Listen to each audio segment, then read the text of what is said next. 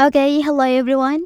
Here I want to provide a tutorial on how to lock home screen layout on Samsung A35 5G device. Well, locking the home screen layout prevents accidental rearrangement or deletion of app icons, widgets, or shortcuts. This ensures that your home screen stays organized and functional. So, let's go to the tutorial. Well, first thing first, enter please to the settings on your device.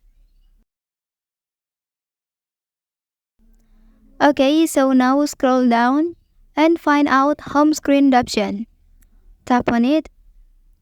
Okay, and then on this page, find out lock home screen layout and then turn it on like this.